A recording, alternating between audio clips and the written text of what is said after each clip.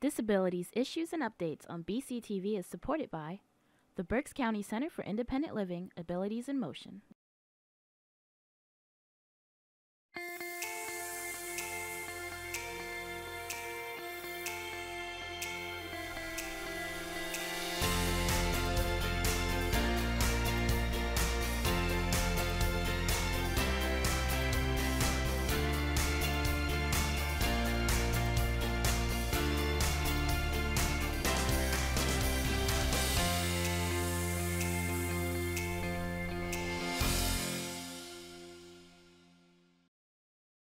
Hello, welcome to Disability Issues and Updates, where we bring you news from our local community relevant to people with disabilities. I'm your host, Ed Granger. I'm the Independent Living Services Program Director at Abilities in Motion, and welcome to today's program. I would also like to welcome Beth Setley, who is our sign language interpreter, and our guest today. We're very happy to have Sunny Snow, who is a certified peer specialist at Abilities in Motion. So we're going to learn what Sunny does and what certified peer support is. So Sunny, welcome to the program. Thank you so much for having me. So, certified peer specialist, what does that job entail? Well, to be a certified peer specialist, you have to have lived experience as well as formal training. And makes it easier for us to be able to work with other individuals who also have mental health diagnoses. So it's kind of a one-to-one kind of relationship that you're forming with that person? Yes, it is. So how long have you been doing this work? I've been working as a CPS for the past 6 years. Wow, okay. So can you tell us a little bit about what lived experience means and what it means to you personally? What lived experience means to me personally is that it's working through obstacles and challenges that you've had in your daily life through participation in your own life. So you've been doing this work for 6 years. I'm sure you have lots of stories.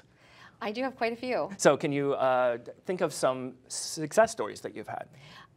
Okay. Well, we have had a lot of successes with CPS program in general, but myself, I've had success with helping people learn basic life skills, being able to identify triggers or building coping skills. So a lot of it is helping people with goal setting and then supporting them in reaching those goals. It is. So what do you get out of being a certified peer specialist? What connects you to the work and keeps you doing it? You know, it's been a long, long time that I have been connected to this work in that my parents both had mental health diagnoses when I was growing up, and then I received my own mental health diagnosis when I was 16. So I have had a lot of time learning how to not only navigate my own personal mental health journey, but also the system as a whole. Okay. So we know that the mental health system could be better. We know that there could be more support provided by that system. But there are quite a few mental health programs and organizations out there that do mental health and provide those services. What makes CPS different from those other mental health programs and services?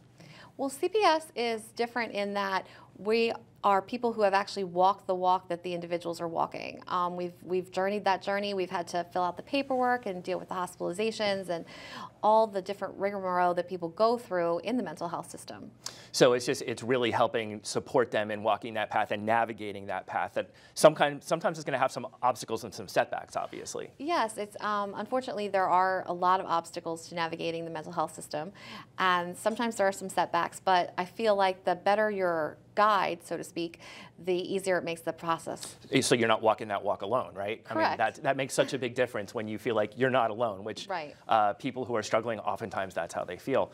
So how are people referred for these services? People are actually referred through a lot of different organizations, primarily therapist office, primary care physicians, inpatient stays, outpatient stays, or they could even self-refer. Wow, so there's a lot of avenues. I think we refer to that in independent living as kind of no wrong door. So there's no wrong door. There's lots of ways to walk through that door to access those services. Can you share what you feel like some of the benefits of CPS are to the people that you work with?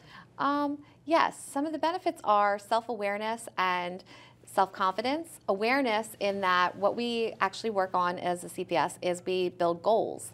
And from those goals, people are then able to get self-confidence because those goals are based out of something that the person needs help with. Okay. So you work with them, and could this be any area of their life? Are there specific life areas that you try to identify with them as you try to set those goals? There are actually. We try to stay within a couple of the different life areas.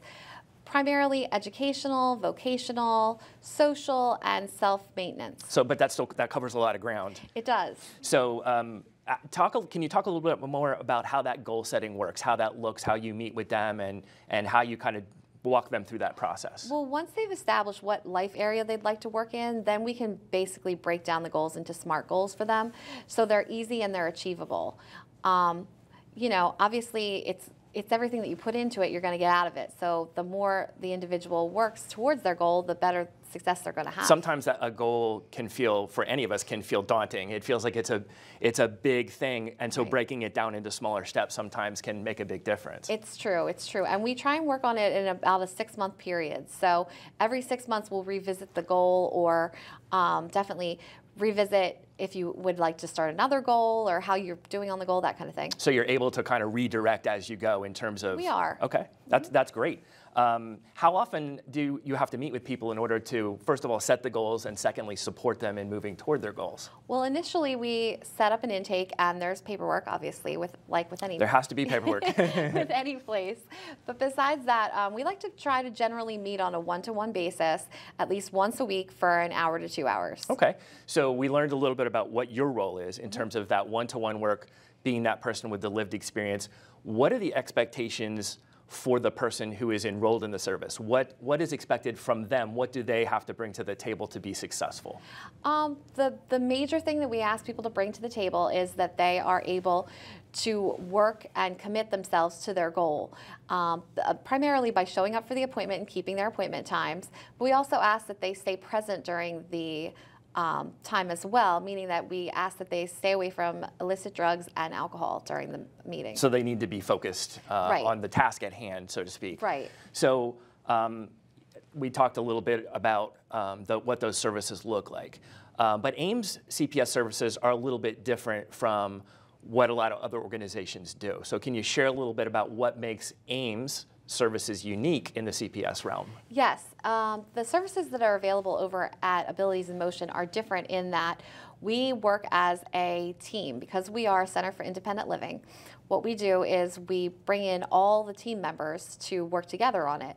We have a variety of different people with a variety of different mental health diagnoses and physical diagnoses, and we're able to all work collaboratively to help the individual succeed at their goal. So we, in particular, are focused on people who do have a physical disability as well as a mental health condition. That's correct. So that's two different kinds of lived experience. And so it takes a team sometimes to provide the lived experience to support them and give them that peer support in multiple areas of their life. Yes, yes. We find that it's very helpful to be able to bring everybody in. And another thing about AIM is, with that no wrong door policy, is we do a lot of information and referrals. So people can call us for anything. So we're used to working with people that, you know, maybe sometimes we have to have a conversation with them to identify what their life area is that they really need help with and help them set goals. So that's something we're very experienced with, sort of in general. And so bringing the CPS dimension to that is just another tool in our toolbox, another thing that we can offer to the community. So that's great. And that's something that, if people are not aware, we did offer at AIM previously, but not recently. So we're super happy to have Sunny joining us to be able to bring that service back and again add that additional tool to our toolbox and additional service that we can help with the community. So what kind of types of organizations do we partner with? Because we talked about how those referrals come in. What are some of the types of organizations that make those referrals? Some of the types of organizations that make the referrals are going to be therapist office, doctor's office. We work with school districts, probation. We work with quite a few people. So the idea is people, again, are accessing services anywhere in the community, but there's a mechanism to help them find their way to us. Correct. And just as you're doing relationship building with the peers that you work with, you also have to be doing that relationship building in the community then, I suspect, as well. I am. Actually, this month I'm going to be going out to some more of our partners and just let them know what services we offer as the Center for Independent Living, as well as see what they can offer to us so we can work collaboratively to get everyone the best care. And that's always good because then there's a clear expectation up front if everybody knows what everybody's role is in the picture. And sometimes we know in social services or healthcare services, that's not always the case and people don't get good referrals. So that's one of the ways that I think we want to go the extra mile to make sure that people get a good referral and don't kind of get the runaround, as we call it, which again, can happen a lot. And so you're out there trying to prevent that from happening for people. Yes, yes. Hopefully by building our partnerships together, we will be able to more adequately serve the individuals that we Now, help. you mentioned the referral networks, and we have those community partners. What other ways can people be referred into services or find their way into our services? Well, we actually have information teams and resource teams at Abilities in Motion that are able to route the calls, and if it's for a CPS position, program specifically, it would actually come to me, but we have other people with help that do employment services and can give you information about housing or transportation. So we actually have an abundance of things that we offer. So just like it's important to have those expectations and those connections between AIM and the community, we also try to do that within AIM so that it really is a teamwork effort. So that's something that I think we bring to the table as well, that we do have the ability to make those connections within AIM as well as between AIM and other providers in the community. We do, and we share resources between the different departments. So it's super helpful because everybody kind of knows what's going on. So if somebody wants to, we talked about no wrong door, if somebody wants any kind of information, they want to learn about CPS or really anything, they can contact us and talk to a specialist.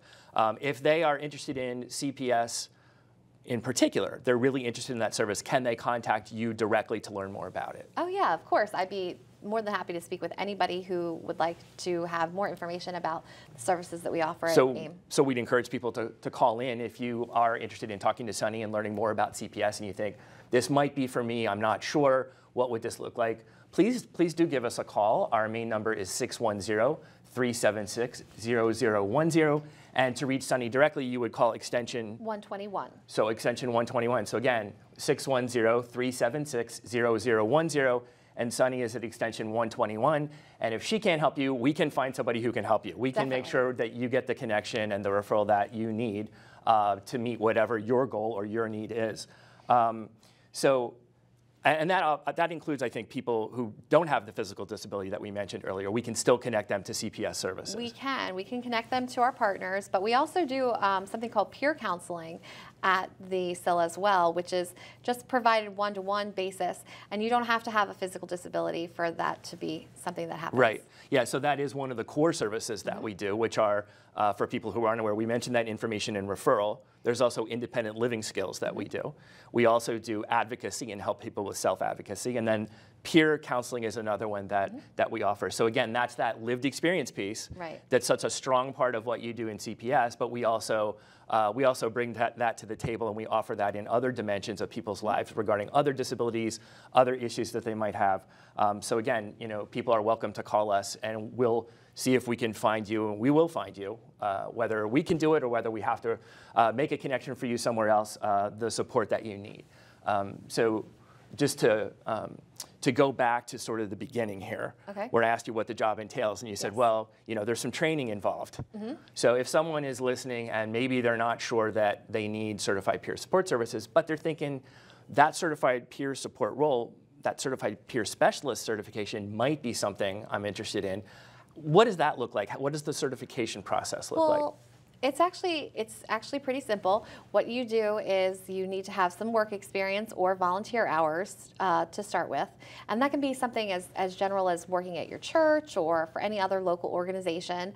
And then it takes 75 hours of time to do in the classroom. Wow. Yeah. So what are some of the things that classroom time covers or provides for the CPS?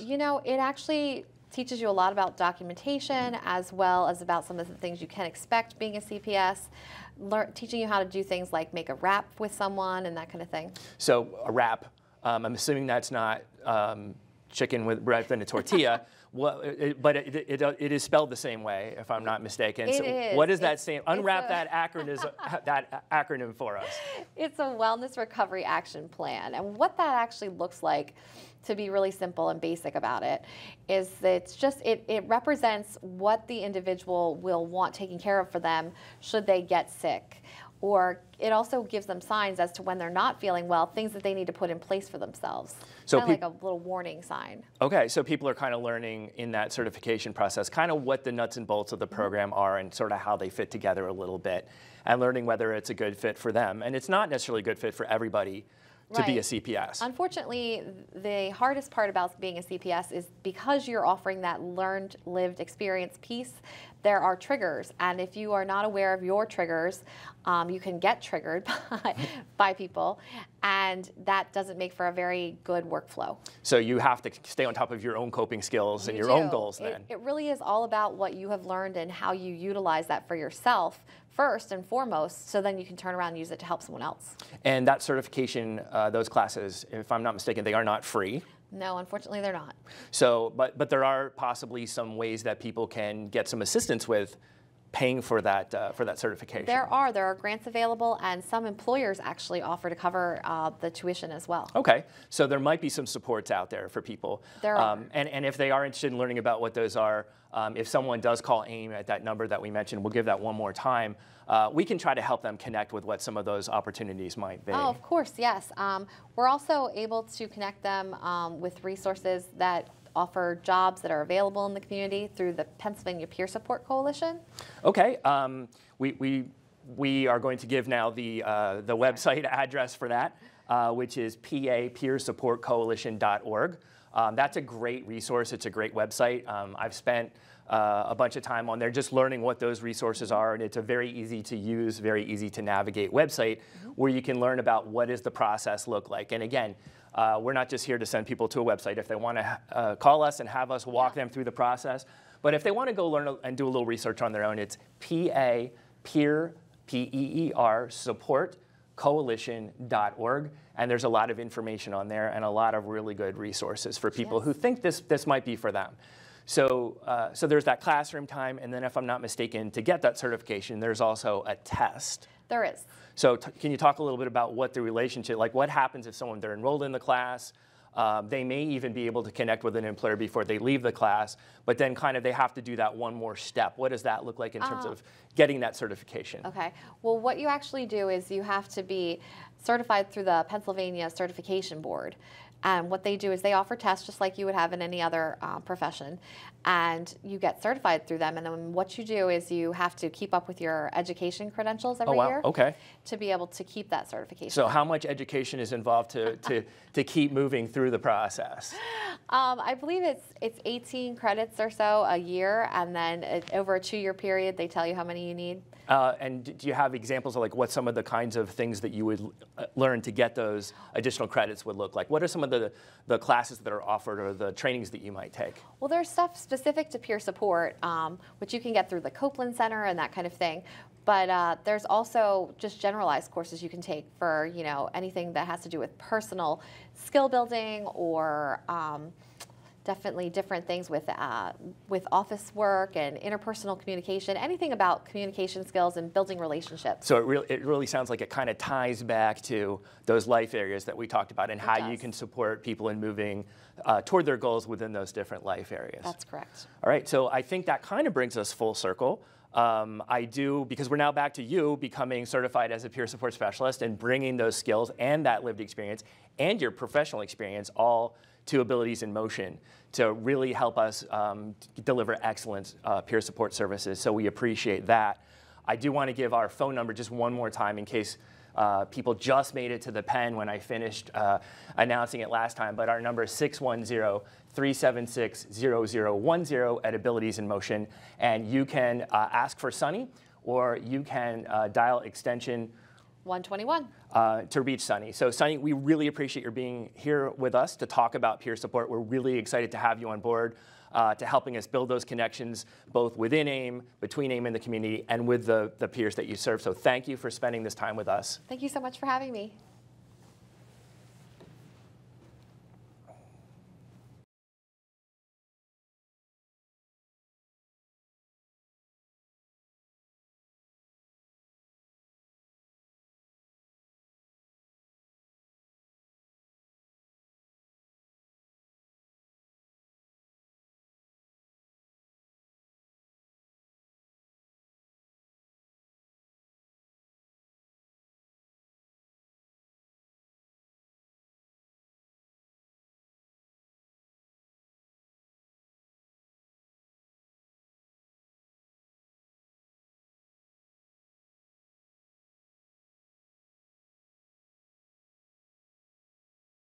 Disabilities Issues and Updates on BCTV is supported by the Berks County Center for Independent Living, Abilities in Motion.